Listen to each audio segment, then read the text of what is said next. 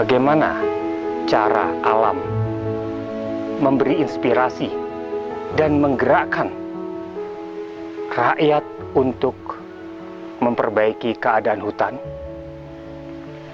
Di sini kita mendapatkan contohnya. Tahun 2003, bulan Januari di tanggal 28, terdapat suatu gelombang lumpur yang datang dari atas. Mereka bersatu membentuk suatu jumlah air yang besar dan datang menerobos batasan-batasan dari potongan kayu, tanah-tanah, dan menghabisi 800 rumah. Lebih dari 20 hektar terdiri dari permukiman dan kebun-kebun. 3 kampung habis. Kejadian itu membuat para tokoh masyarakat, para penggerak lingkungan terpanggil untuk mengurus kembali wilayah hulu. Di Gunung Mandalawangi, mereka bekerja kembali, mengumpulkan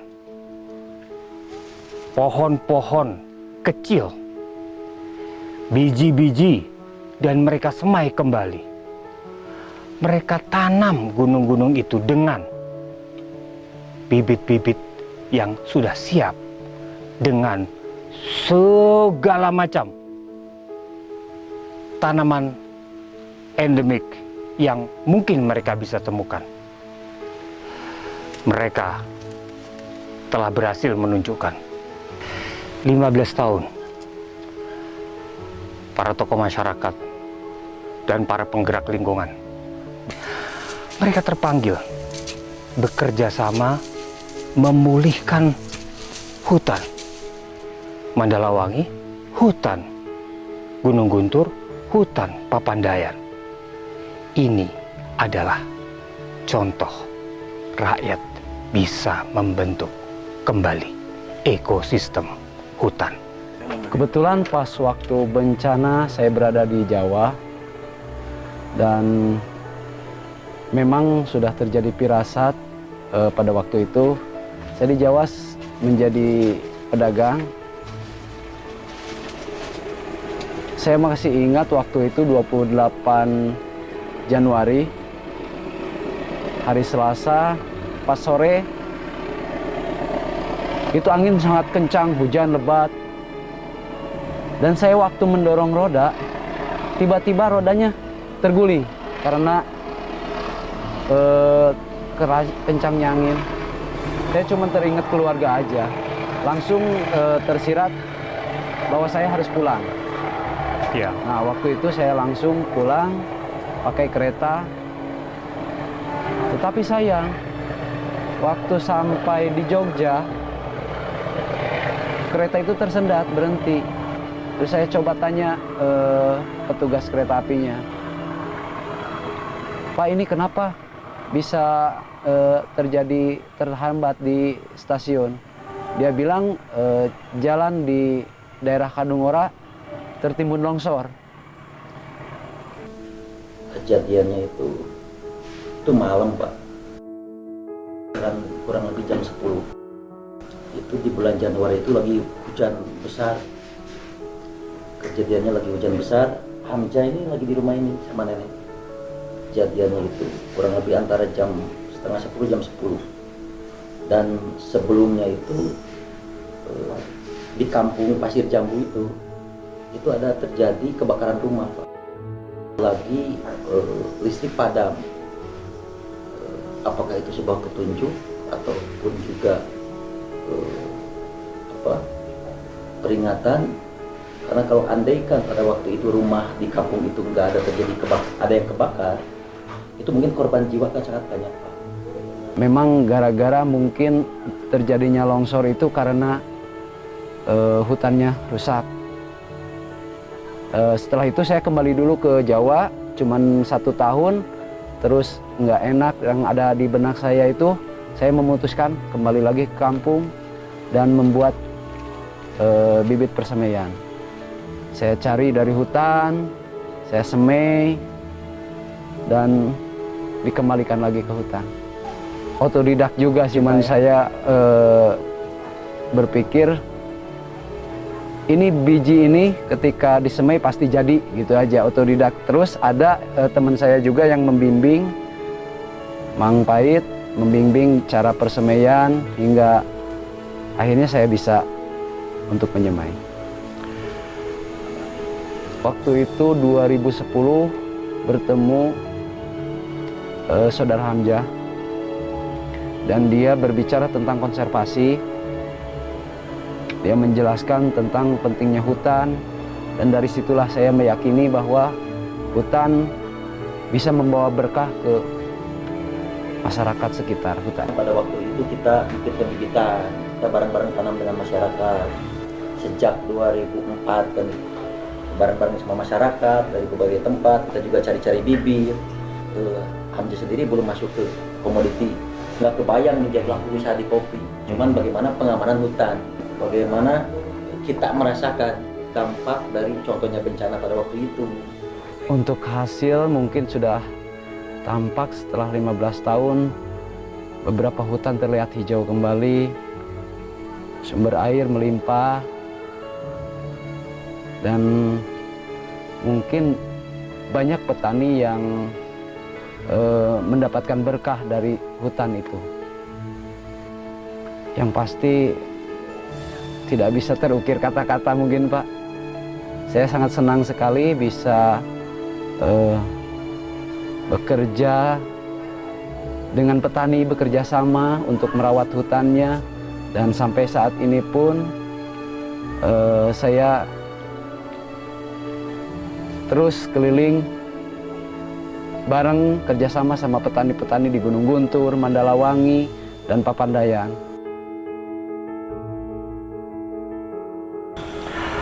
Hutan yang telah dipulihkan tidak disangka-sangka memberikan suatu layanan dan suatu kondisi yang sangat subur untuk kehadiran suatu jenis tanaman yang benar-benar sanggup meningkatkan kesejahteraan rakyat petani, yakni kopi. Para keluarga-keluarga petani menggarap wilayah-wilayah dalam satuan-satuan yang oleh keluarga mereka diberikan suatu keputusan untuk dikelola. Dibuatkan pembibitan-pembibitan kopi, ditanam, kemudian dirawat, hingga kemudian dipanen. Proses itu semua dalam rumah tangga tani.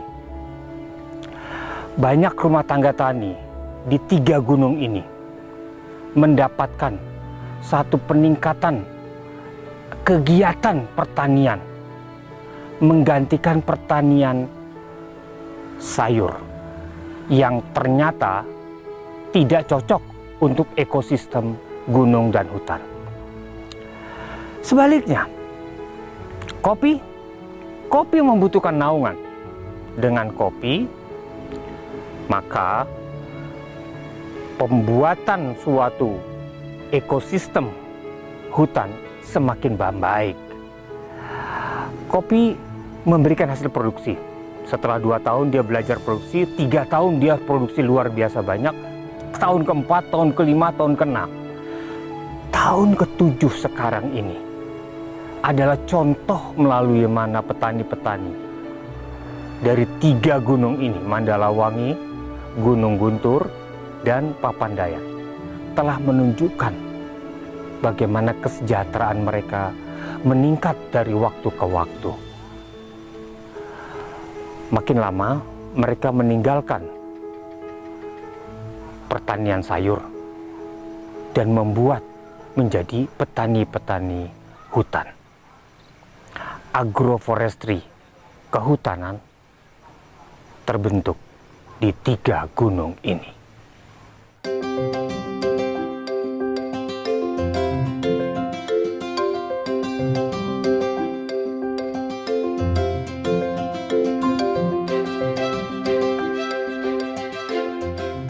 Model Bang Tiis tadi nasi kopi mah nuturkeun tadina niatna ngaleuwungkeun heula ieu leuweung anu tadina lahan kahuruan jadi melak kai nu utamana kai terus kopi mah nuturkeun kai teh supaya si kai itu terawat. Jadi abdi mah nyontohan teh sanes nyontohan memang sayuran abdi teu lepas da abdi peryogi di depannya tapi posisi kopi diutamaikeun ku abdi mah. Kopi kitunya abdi mah dia teras dipelakeun teh cau heula, cau jagobangan teh sadayana dipelakan cau. Lumayan Pak cau abdi sanesnya misalnya lumayan we nyari semet sasasi 2 sasi sakali mah kayak lah setahun mah 7 kintal. Badak upaminya nanam jeruk sareng cau sareng kopinya lah insyaallah upami masyarakat turut moal ngirangan penghasilan kana mihan Pak. Dia tahunya abdi kalau tidak tahu. Dia sasasi malah kalau sasasi dia 2 sasi sekali kayak lah 7 kintal 8 kintal mah. Kalau komen tegakan aku tetangkalan seperti nangka aku kan itu nambah lagi. Nambah. Mau diceurkeun aku kan nangka tegakan teh deui. Tos kauninga ku abdi kopi nanti anu kamari nyapikeun perkiraan mah lah abdi cacan sadayana ageung gitu ya cacan saya kapanen sareng nu alit begitu berikut sakitu teh. Ya paling lah kana 8 tahun nanti. Menurut abdi keuntungan di nanam kopi keuntungannya itu banyak Pak. Di sisi untuk keuntungan pribadi satu bisa menguntungkan di sisi kebutuhan seperti materi keuntungan pribadinya. Kedua keuntungan umumnya sosial bisa menahan erosi. Nah, yang ketiga bisa mengeluarkan juga oksigen ini kan untuk memelihara kopi mudah gitu. Contoh seperti gini, kalau memelihara sayuran untuk 1 hektar itu memerlukan biaya sekitar 30 jutaan lebih.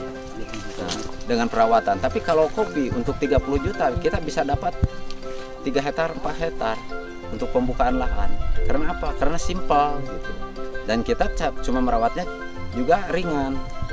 Karena kopi itu cukup untuk pemeliharaan, pembersihan lahan dan untuk pemupukan 1 tahun 3 kali juga udah cukup.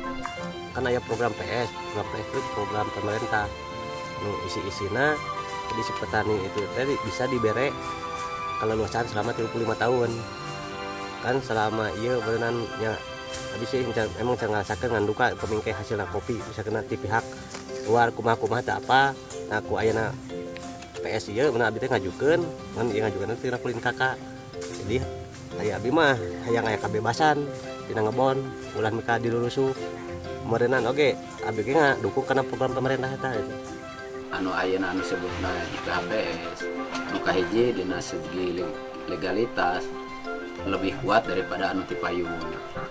Kenapa ayeuna bisa disebutkan lebih kuat? Kumargi anu nga-SK-na langsung ti kementerian ari ti payun mah abdi terang ti mana sigana ukur ti perhutani anu langsung dongkap terang proses pendamelanana gitu.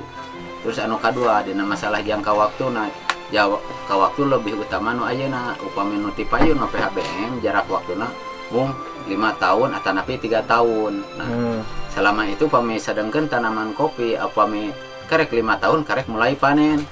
Kumaha lamun ayeuna karek mulai panen dar dicabut ditutup sanu rugi panginten abdi anu ngararintis di dieu. Tapi ku aya penyempurnaan anu sapertos ayeuna anu diharapkeun ayeuna aya jangka waktu anu leuwih panjang aya jarak waktuna 35 tahun. Itu tiasa kanggo ngarobah di lahan anu teu acan siap atau anu acan panen atau anu tadina teu acan aya minat kana kopi. Jadi aya waktu kanggo pemeliharaan atau proses kanggo penyempurnaan gitu. Terus anu salajengna deui aya dina hutan IPHPS anu saurna anu langsung ditangani ku pemerintah.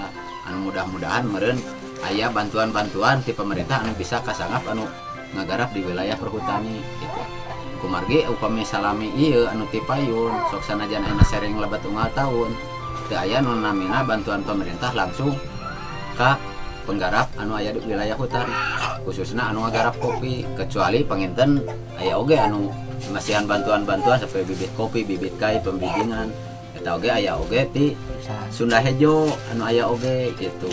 Di awal 2018 ada perhutanan sosial dari Kementerian Kehutanan. Toh buat kita ini udah berjalan. Kita udah berjalan mungkin sekitar 6-7 tahun. Dan masyarakat sudah menggarap di kawasan dan semangat kita tetap bukan tanaman sayur masuk ke hutan.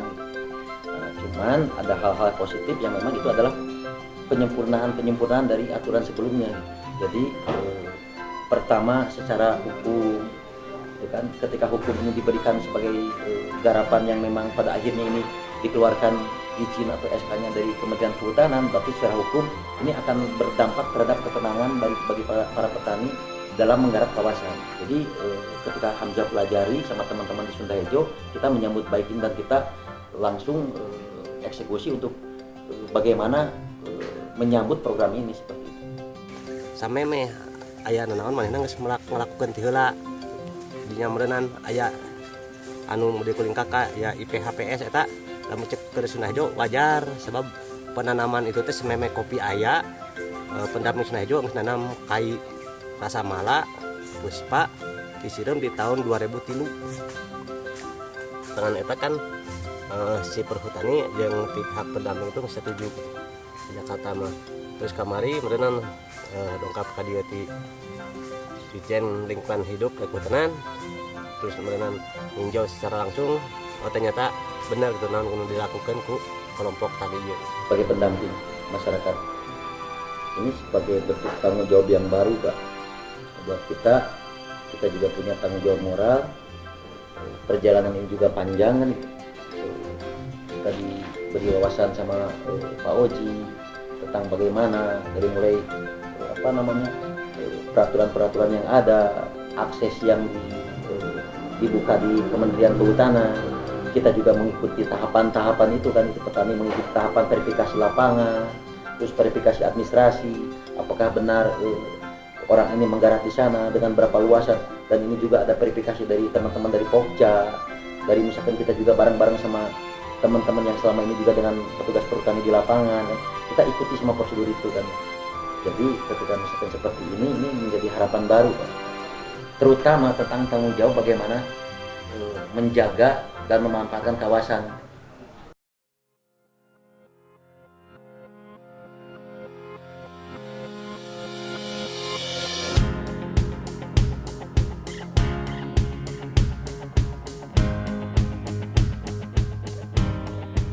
Karena Hamzah di sini ketua LMDH Pak, diminta waktu itu harus jadi ketua LMDH untuk menjaga hutan. Ini Mang Ujang saksi hidupnya teman-teman di sini. Jadi terima kasih buat teman-teman yang menggarap di sini. Di sini kita nggak luas Pak. Di sini kita nggak luas karena waktu itu kita ketat di Mandalawang Ibu pasca longsor yang Ujangnya. Ketat sekali. Longsor 2003 akhir. Kita ketat, jadi kita di sini nggak luas. Di sini kita cuman kurang lebih 50 hektar dengan jumlah penggarap kalau nggak salah 50-an orang. Jadi masing-masing ada yang di bawah 1 hektar, ada juga yang di atas 1 hektar. Ya teman-teman di sini dari 2006-2007 ya. 2006-2007 kita kenalkan ini teman-teman petani yang menggarap di kisaran Gunung Mandalawangi ini, dan kita perkenalkan ini Bapak Dirjen dari Kementerian Kehutanan. Terus juga Bu Erna dari Kementerian Kehutanan juga, Direktur. Terus juga ada Pak Oji, dosen, pakar. Terus juga ada Pak Anit, Kepala Unit Perhutani se-Jawa Barat Banten. Terus juga ada tim dari kementerian lain, ada Bu Linda, ada Bu Ani, ada Pak Muji dan lain-lain. Ada juga Pak ADM Garut. Terus juga ada Pak ADM dari Bandung Selatan. ADM baru Asep baru ya. Terima kasih kedatangannya Pak semuanya, terima kasih Ibu semuanya kedatangan ke sini. Kita mohon bimbingan selamanya gitu di sini. Kita juga ada niatan ikhtiar. Mang Agus, Mang Ujang berharap anaknya itu meneruskan itu. Jadi kita di sini punya niatan untuk membuat tempat edukasi sekolah kopi Pak di tempat di sini. Jadi rencana kita di sini. Dan ini harapan ini teman-teman dari Sulawesi Depores sudah banyak menanyakan ini jadi enggak atau gimana, termasuk generasi penerus penjaga kawasan akhirnya kan, dan sekedar sekolah kopi, penjaga kawasan untuk keberlangsungan lama gitu.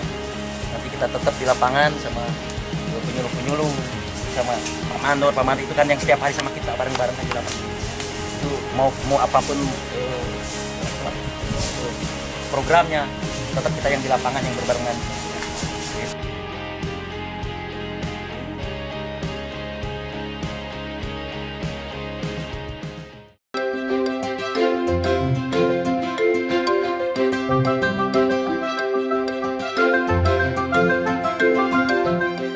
Perhutanan sosial itu sebetulnya adalah sebuah kebijakan ya dari pemerintah sekarang, di mana kita memberikan akses legal yang lebih besar kepada masyarakat, khususnya masyarakat yang ada di sekitar kawasan hutan.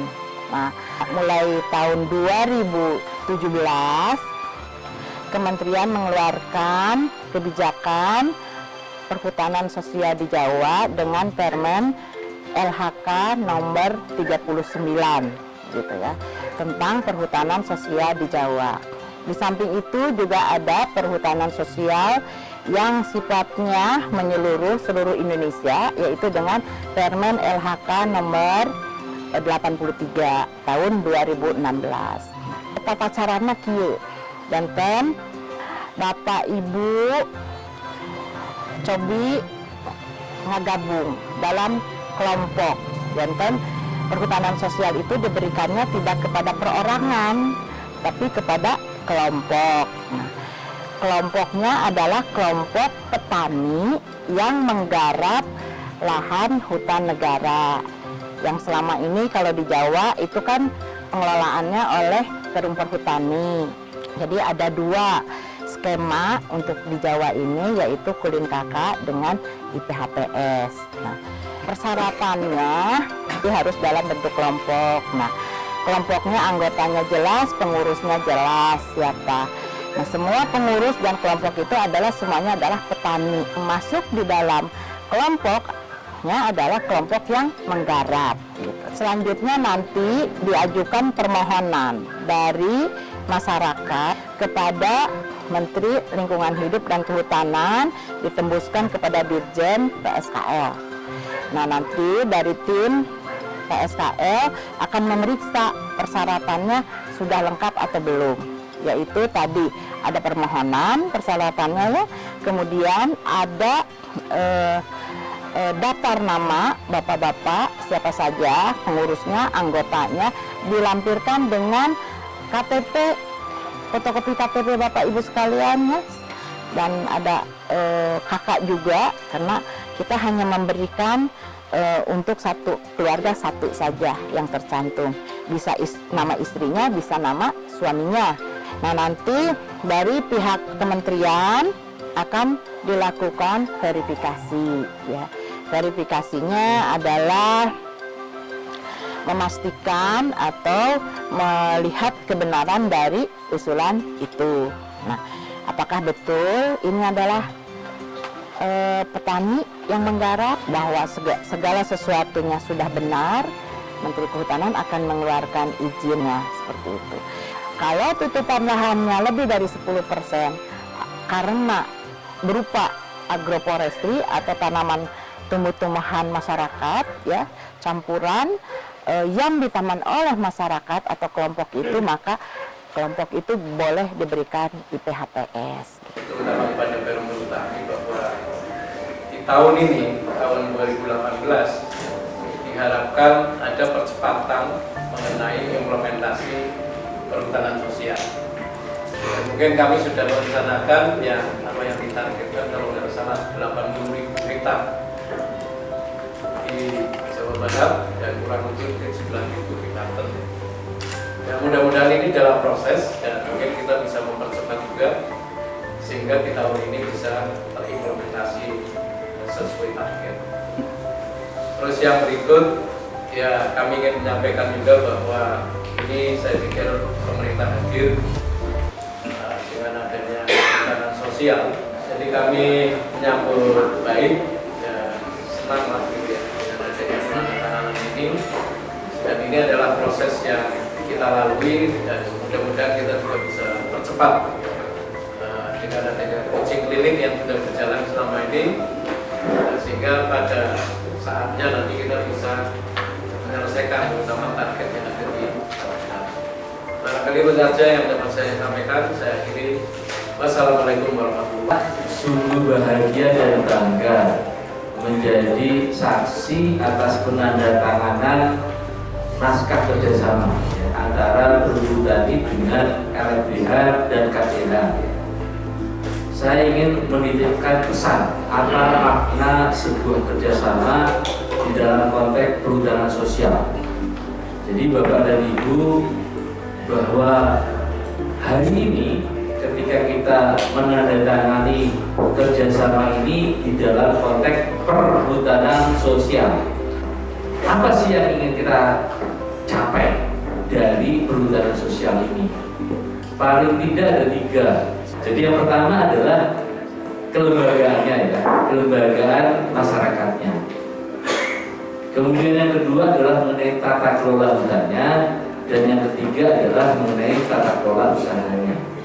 Jadi kita berniat hari ini, ya, lembaganya solid, konfliknya di tingkat tapaknya menurun antara masyarakat dengan perhutaninya. Tidak ada kriminalisasi lagi, gitu ya, di masyarakatnya.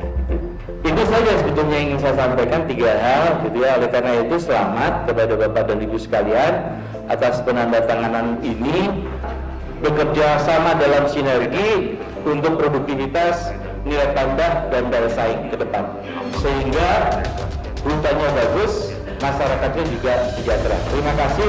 Wassalamualaikum warahmatullahi wabarakatuh.